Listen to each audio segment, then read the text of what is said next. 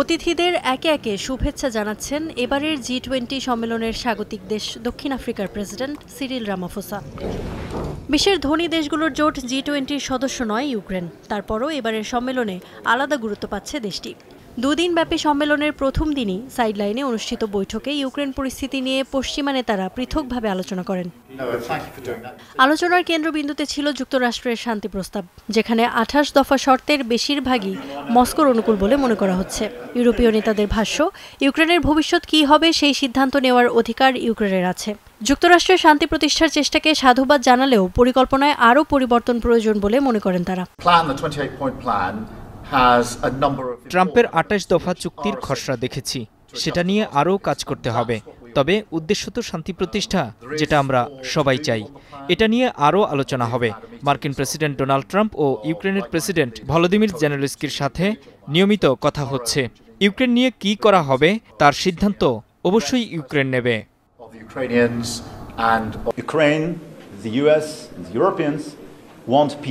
যুক্তরাষ্ট্র, Ukraine, Europe, আমরা সবাই শান্তি চাই। যুক্তরাষ্ট্র সেই লক্ষ্যে পদক্ষেপ নিচ্ছে, যা প্রশংসার দাবিদার। কিন্তু শান্তি প্রতিষ্ঠার জন্য ইউক্রেনকে কতটুকু ছাড় দিতে হচ্ছে তা ভাববার বিষয়।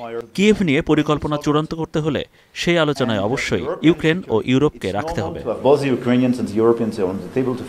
তবে দুই গুরুত্বপূর্ণ নেতা মার্কিন প্রেসিডেন্ট ডোনাল্ড ট্রাম্প ও রাশিয়ার প্রেসিডেন্ট ভ্লাদিমির পুতিন জোহান্নেসবার্গের এই সম্মেলনে যোগ দেননি। এদিকে ফ্রন্টলাইনে ক্রমশ এগিয়ে যাচ্ছে পুতিন বাহিনী। আন্তর্জাতিক গণমাধ্যমগুলোর খবর বলছে, এখন পর্যন্ত ইউক্রেনের মোট ভূখণ্ডের প্রায় 20% দখলে নিয়েছে রাশিয়া। যুদ্ধ বন্ধে যখন ট্রাম্পের প্রস্তাবের চালাচালি হচ্ছে, তখনও হামলা পাল্টা হামলা চালিয়ে যাচ্ছে দুপক্ষ। বিশেষ করে গত কয়েকদিনে এ হামলার মাত্রা আরও বেড়েছে, বাড়ছে প্রাণহানিও। মার্কিন প্রস্তাবিত 28 দফা মেনে নিতে সরাসরি জেলেনস্কিকে চাপ দিচ্ছেন ট্রাম্প। যদি মেনে না নেয় তাহলে দুপক্ষ যুদ্ধে ফিরে যাক, এমনটাও মত তার।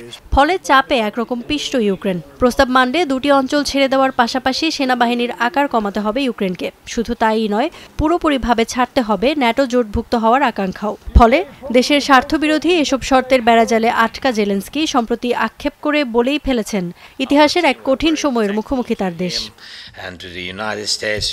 Ifat Khandaker, star news.